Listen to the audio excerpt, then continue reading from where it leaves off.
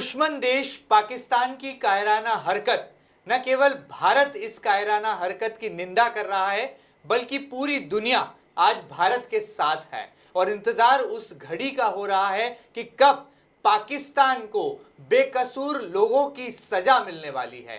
कैसे भारतीय सेना का जोश जो है अब अपने चरम पर है और क्या आने वाले कल में हमारा राष्ट्र, हमारा अपना हिंदुस्तान वाकई में अपने दुश्मन देश के पसीने छुड़ाने के लिए युद्ध के मुहाने पर आकर खड़ा हो गया है। इन तमाम सवालों को जानेंगे और पड़ताल करेंगे। यूं तो कई तरह का एनालिसिस आप देख रहे हैं, लेकिन हमारे नौ ग्रह यानी कि ग्रहों की चाल और नक्षत्रों का हाल क्या वाकई में इस ओर संकेत दे रहा है, इशारा कर रहा है कि भारत और पाकिस्तान के बीच में संग्राम होने वाला है और युद्ध छिड़ने वाला है। क्या कुछ सच्चाई है और क्या भविष्यवाणियां हैं? क्या वाकई में भारत दुश्मन देश के पसीने भी छुड़ाएगा और उसे उसकी सही जगह तक पहुंचाएगा? क्या वाकई में विश्व भर में इसको लेकर चिंतन और मनन चल रहा है? नौ ग्रहों की चाल क्या हमें संकेत दे रही है?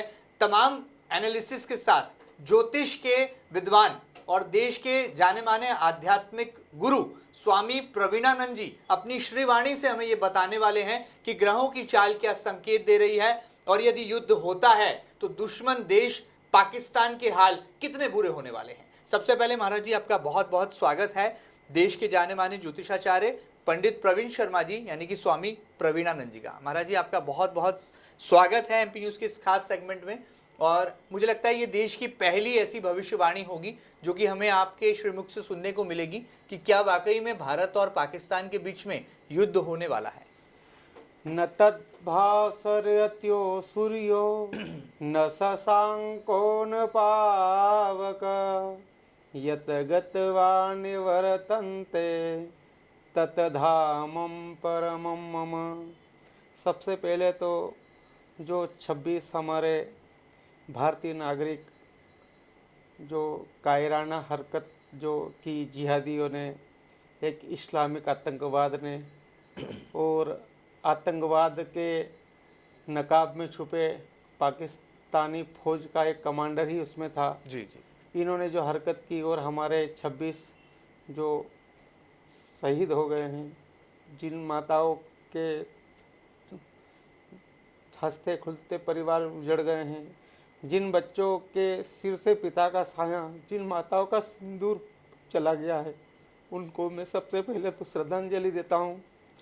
और आपने दूसरा प्रश्न किया जी कि भारत और पाकिस्तान का युद्ध होगा, तो हम ग्रहों की स्थिति से ही हम बात करते हैं। जी यह जो हमला हुआ था निहत्थे हमारे भारतीयों पर, उस दिन मंगलवार का ही दिन था। जी बिल्कुल। और मंगल अभी वर्तमान को आज हम बैठे हैं, मंगल वर्तमान की स्थिति में नीच राशि पर, कर्क राशि पर संचरण कर रहा है। जी। और युद्ध जब भी होता है तब शनि और राहु यदि ये सम्यक हो, यदि दृष्टि हो या एक राशि पर संचरण करते हो तो युद्ध होता है। 18 दिसंबर 1972 में जो पाकिस्तान के 2 टुकड़े हुए थे, तब भी ऐसी ही ग्रहों की स्थिति थी। तब भी मंगल नीच के थे और राहु, शनि और केतु तीनों की वहाँ दृष्टि थी और पाप कर्तर योग बन रहा था। जी। अब इस समय भी अभी वर्तमान में शनि अपने स्वयं के नक्षत्र पर उत्तरा भाद्रपद पर अभी चल रहे हैं और पूर्वा भाद्रपद पर अभी बृहस्पति के नक्षत्र पर अभी राहु चल रहे हैं। लेकिन दोनों अभी मीन राशि पर, जल तत्व की राशि पर चल रहे हैं और मंगल भी जल तत्व की राशि पर नीच के बैठे हुए हैं। सैन्य कार्रवाई तब भी होती है तब मंगल और शनि का प्रभाव हो या राहु और मंगल का प्रभाव हो तो ही होती है। तो वर्तमान में अभी कर्क राशि पर राहु की पंचम दृष्टि है मीन राशि से। तो यहाँ युद्ध के पूरे आसार दिख रहे हैं, लेकिन यह बड़ी सैन्य कार्रवाई या बड़े स्तर पर युद्ध हो ऐसा मुझे नहीं दिख रहा है। लेकिन दुश्मन देश के पसीने छूट जाए, और मोदी जी बहुत बुद्धिजीवी हैं और अपने बुद्धि से वो पाकिस्तान को ऐसा जवाब देंगे कि पाकिस्तान तिलमिला जाएगा, सहम उठेगा। दूसरा, दुश्मन देश की अभी स्थिति ऐसी है कि उसके घर में ही BLA और जो बलूचिस्तान लिबरेशन जो आर्मी है और जो आतंकवादी है, वहाँ आपस में ही ये ऐसी स्थिति बनेगी महेंद्र अंतर्द्वंद जी जैसी कि अंतर्द्वंद होगा और उसमें भारत पूरा मतलब वो करेगा जी, और 3 मई से 14 मई के बीच तो बहुत बहुत पाकिस्तान को इसकी कीमत चुकाना पड़ेगी। बहुत बड़ी बात कही यहाँ पर, और मुझे लगता है भविष्यवाणी हमें ये संकेत भी दे रही है कि पहलगाम के हर पल पल का बदला लेने के लिए भारत में रणनीति बन रही है, और आने वाला कल इसकी आहट आज ही हमें लगता है कि ग्रहों की चाल से सुनाई देने लगी है। महाराज जी, क्या लगता है ये युद्ध करना बहुत आसान काम नहीं है, इसमें कई तरह की कूटनीति का जरिया भी जो है देखा जाता है, विदेशी ताकतों की कितनी हमारे साथ उनका समर्थन है वो देखा जाता है। जो सुपर पावर है इस दुनिया का अमेरिका, उसका रुख आपको क्या दिखाई दे रहा है? फिलहाल में तो अमेरिका, सऊदी अरब, इजराइल, ये तमाम देश जो हैं भारत के समर्थन में खड़े हैं, लेकिन कभी हालात यदि विपरीत होते हैं तो कहीं ये समर्थन हमसे छिन तो नहीं जाएगा? मुझे जहां तक लगता है अमेरिका जब भी हो, अमेरिका ने कभी भी भारत का साथ नहीं दिया है। आप 1972 का युद्ध देख सकते हैं, 1965 का देख सकते हैं, या कारगिल 1999 का ही देख सकते हैं। हम अमेरिका पर विश्वास नहीं कर सकते जी। हमें समर्थन मिलेगा तो इजराइल और रसिया का मिलेगा। और पाकिस्तान यदि युद्ध के लिए आता है तो चाइना उधर धोखा देगा, अमेरिका इधर धोखा देगा। चाइना पाकिस्तान के साथ नहीं आएगा, केवल जुबानी खर्चे ही आएगा जैसे भारत के साथ अमेरिका आएगा। लेकिन युद्ध होता है, पहली बात तो युद्ध से सर्वदा हानि ही होती है जी।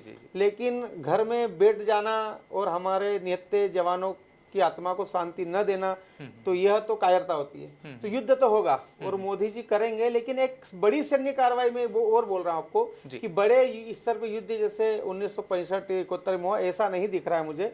लेकिन पाकिस्तान को अंतरकलह और पाकिस्तान के यहाँ टुकड़े होना निश्चित होगा, ये आप लिख लीजिएगा। और हमने पहले भी भविष्यवाणी की थी आज के 1 वर्ष से पहले कि जून 2026 तक पीओके भारत में आएगा। हमने पहले भी बोला था बिल्कुल, और हम पुनः उस बात को दोहरा रहे हैं कि पीओके जो पाक ऑक्युपाइड कश्मीर जो 1948 में हमसे छीन लिया गया था, वो वापस पुनः जून 2026 के पहले निश्चित रूप से आएगा। लेकिन अभी आ जाएगा ऐसा कहना मुश्किल है। लेकिन युद्ध होगा तो इजराइल भारत का समर्थन करेगा और पाकिस्तान के साथ जो है युद्ध में तुर्की ही साथ देगा। बाकी तुर्की और ईरान दे सकता है, लेकिन बाकी कोई भी देश उसके साथ नहीं आएगा। वैसे सैन्य कार्रवाई में कोई भी देश किसी की मदद नहीं करेगा और भारत ही अकेला पाकिस्तान के लिए सदृढ़ है और भारत ही उसके पसीने छुटाने के लिए, भारत के अलावा किसी देश की वैसे आवश्यकता नहीं है जी। लेकिन फिर भी इजराइल पूरा भारत को खुलकर समर्थन करेगा जी। बिल्कुल, तो ये कहा जा सकता है कि भारत का राष्ट्रीय ध्वज यानी कि हमारा अपना तिरंगा शान से लहराता है और इसी तरह से शान से लहराता भी रहेगा। और परिकल्पना कीजिए जब वो दिन आएगा कि पाक ऑक्युपाइड कश्मीर यानी कि पीओके जब भारत का हिस्सा होगा, यानी कि जिस अखंड भारत का सपना भारतवासी और हिंदुस्तानी देख रहे हैं, यदि वो पूरा होगा तो कहा जा सकता है कि एक ऐतिहासिक घटना भी होगी। महाराज जी, आप लगातार ग्रहों की चाल पर आपकी पैनी निगाह रहती है, भविष्यवाणियां आप करते हैं, राजनीतिक विश्लेषक भी आप हैं, सरकारें कब बनेंगी कब गिर जाएंगी इसकी भी गणना आपने कई बार की है और टेलीविजन पर इसको रिकॉर्ड के तौर पर देखा गया है।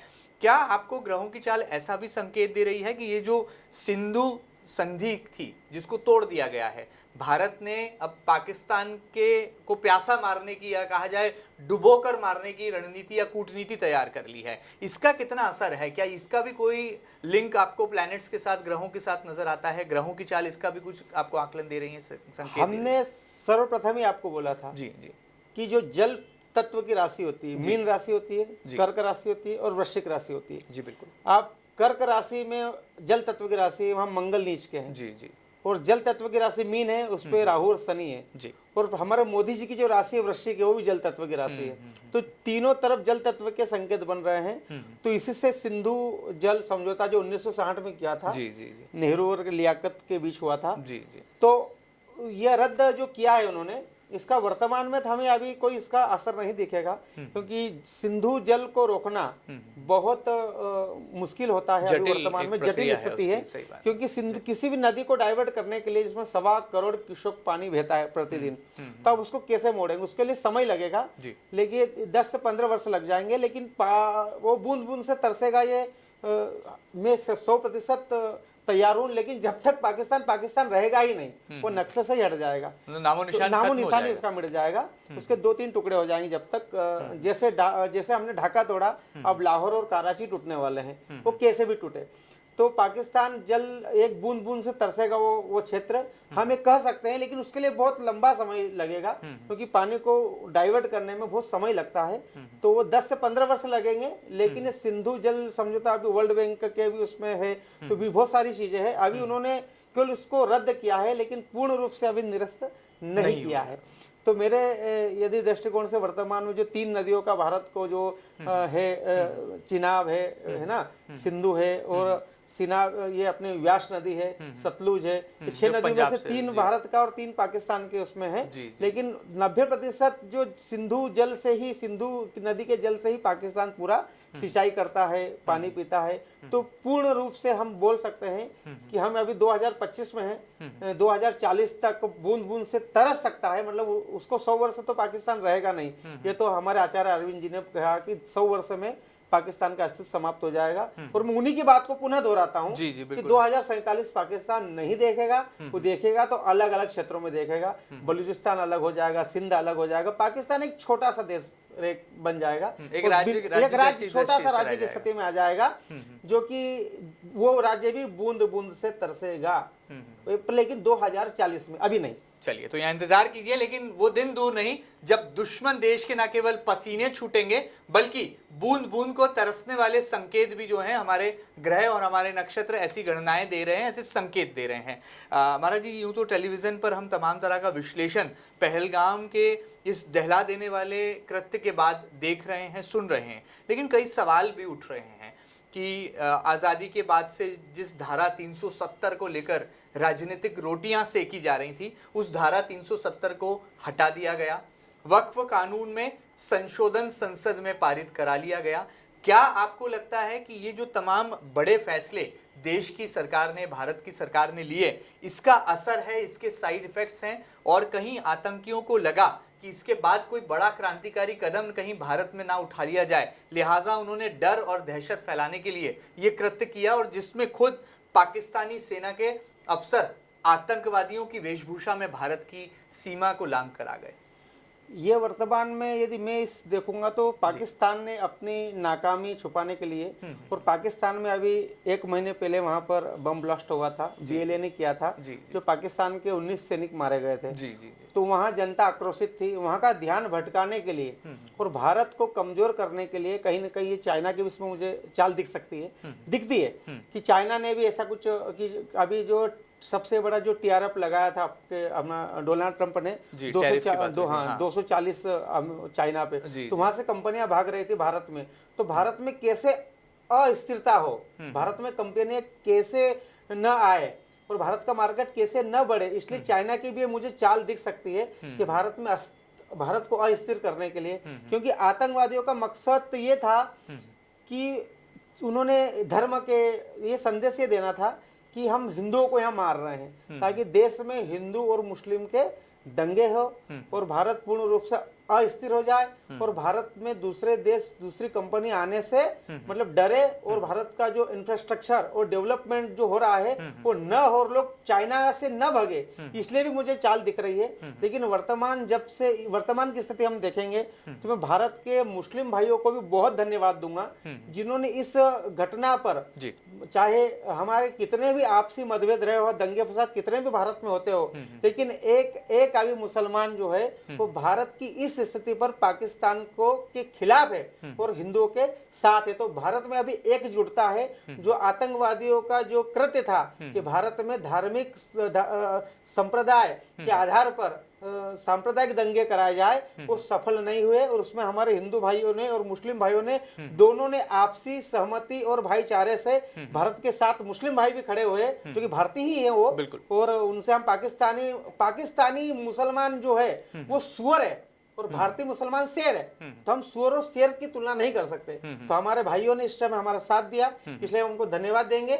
और जो चाल मुझे दिख रही हो यहाँ पर कहीं ना कहीं चाइना की भी दिख रही है, भारत को अस्थिर करने की। चलिए, बहुत बड़ी बात कही, और यहाँ पर मुझे लगता है साइंटिफिक अप्रोच भी है कि जब हम वेपन्स के साथ वॉर के मैदान में या ग्राउंड पर होंगे, उससे पहले एक साइकोलॉजिकल वार किया जाता है। और शायद ये उसी का परिणाम था कि मानसिक तौर पर भारत को यहाँ पर लड़खड़ाता हुआ राष्ट्र पूरी दुनिया में दिखा दिया जाए, जिससे कि जो 5 ट्रिलियन इकोनॉमी की बात लगातार देश कर रहा है या जिस और हम बढ़ रहे हैं, उसमें कैसे एक अवरोध, एक स्पीड ब्रेकर बनाया जा सके।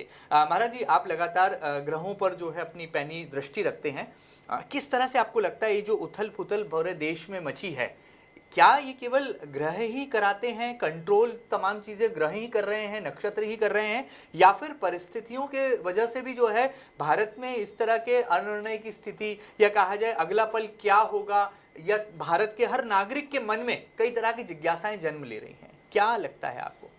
मुझे जहाँ तक लगता है ग्रह ही राज्यों को देते हैं, ग्रह ही राज्य छीनते हैं, ग्रह ही अशांति उत्पन्न करते हैं। तो ग्रहों के आधार पर तो सब होता ही है।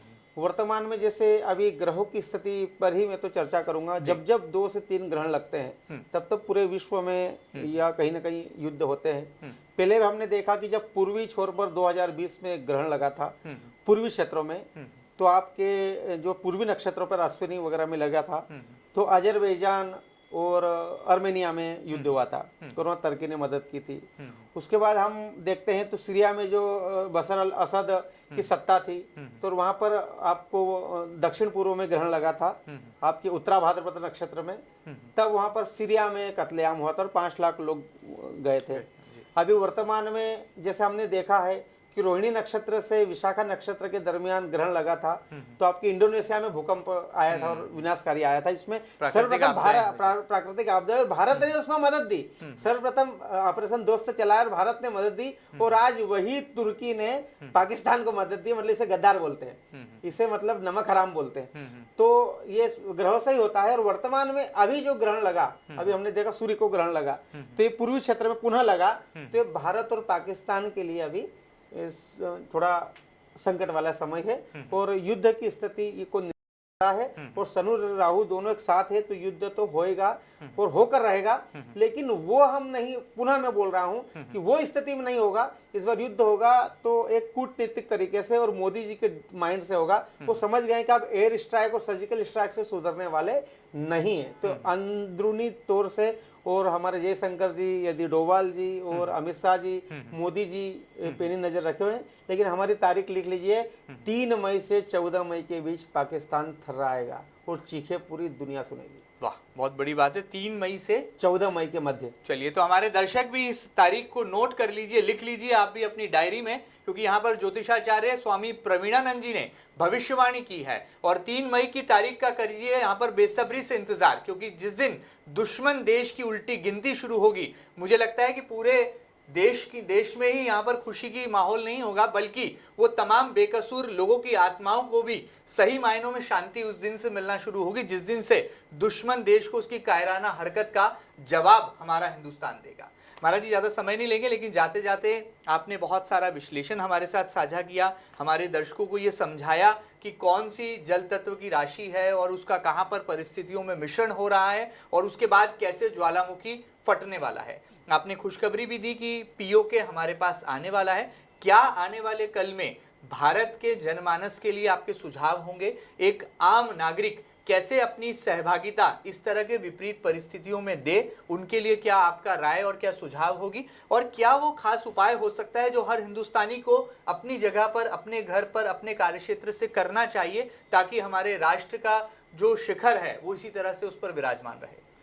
मैं भारत के सभी भारतीयों को सबसे पहला यह कह देना चाहता हूं कि स्वयं जब हम सुरक्षित होते हैं, जब मोदी जी ने को चलाया कि हम स्वयं से ही हम हो, तो स्वयं ही कहीं पर भी जाए तो स्वयं अपनी सुरक्षा की गारंटी लेकर पहले तो जाए। वैसे इंटेलिजेंस फेलियर भी है यहाँ पर जी जो हुआ, तो बहुत बड़ा इंटेलिजेंस बिल्कुल, इसमें अधिकारियों को भी नई पनिशमेंट दिया, और तो भी मतलब ऐसी घटनाएं और हो सकती है। तो मैं भारतीयों को ये सलाह दूंगा। दूसरा, सबसे पहले कि आप जातियों में न बटे, क्योंकि जब आतंकवादियों ने निशाना बनाया 26 हमारे निहत्थे भारतीयों को, तो उन्होंने ये नहीं पूछा कि आप यादव हो, आप शर्मा हो, आप सिंह हो, आप प्रजापत हो, आप तमोली हो, आप राठौर हो, आप साहू हो, आप क्या हो। उन्होंने सीधा पूछा आप हिंदू हो।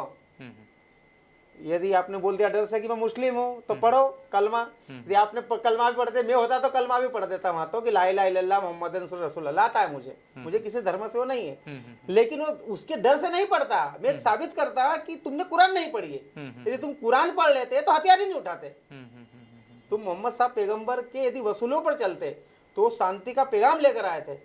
तुम किसी की हत्या नहीं कर, तुमने कुरान नहीं पढ़ी है, तुम दूसरे को कलमा पढ़वा, इंसानियत का खून कर दिया आपने। और वो इंसानियत के लिए उन्होंने वो किया, वो सफेद वस्त्र लेके शांति का पैगाम लेके आए थे और तुमने इंसानियत का तो खुद कलमा नहीं पढ़ा है तो दूसरा भी कल पढ़, लेकिन वो फिर भी वो जननांग चेक कर रहे थे। मतलब कितनी घटिया ये कायराना हरकत है।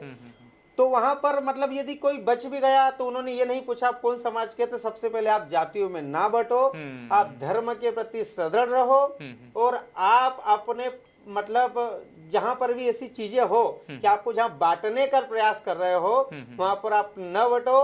एक रहेंगे तो सेफ रहेंगे, बटेंगे तो कटेंगे। मैं यही आपको पुनः अंत में कहना चाहता हूँ। चलिए, बहुत बड़ी बात कही आपने। बहरहाल यहाँ पर एक आत्मचिंतन और आत्ममंथन का दौर भी है और वाकई में भारत देश का हर नागरिक पहले किसी समाज, वर्ण या भेद का नहीं बल्कि हिंदुस्तानी है, क्योंकि जो तिरंगे के 3 रंग हैं, हमें लगता है हमारे रक्त में, हमारे हृदय में जो रक्त प्रवाहित हो रहा है उसमें वो तीनों रंग का समाविष्ट है। केसरिया रंग हमें जोश, जुनून और जज्बा देता है। सफेद रंग पूरे विश्व को वसुदेव कुटुंबकम और शांति के प्रतीक का पैगाम देता है और हरा रंग हमें प्रकृति से जोड़ता है, प्रेम करने की बात कहता है और प्रकृति में ही ईश्वर का वास है, ऐसी सीख और ऐसे संस्कार देता है। बहरहाल उम्मीद की जा सकती है कि ऐसे हालातों में आपके मन के तमाम सवालों के जवाब यहाँ पर ज्योतिषाचार्य स्वामी प्रवीणानंद जी ने जरूर दिए होंगे और ग्रहों की चाल किस तरह से यहाँ पर विपरीत हालात दुश्मन देश पाकिस्तान के लिए पैदा कर रही है, ऐसी भविष्यवाणी भी यहाँ पर आदरणीय महाराज जी ने कर दी है। इंतजार कीजिए 3 मई की तारीख का, आपने दी है 3 मई से 14 मई तक की तारीख का, 2 तारीखें आपने दी है। इसके बीच का जो समय है ये बड़ा ही नाजुक समय होगा। ये कहा जा सकता है ऐसा समय होगा जब हिंदुस्तान यहाँ पर आक्रमण करता दुश्मन देश पाकिस्तान पर नजर आएगा। ये खास कार्यक्रम आपको कैसा लगा, इसको लेकर क्या है आपकी प्रतिक्रिया, हम तक जरूर पहुंचाइएगा और ताजा तरीन खबरों के लिए कहीं मत जाइएगा, लगातार बने रहिएगा आपके अपने न्यूज चैनल MP न्यूज के साथ। फिलहाल इतना ही, नमस्कार।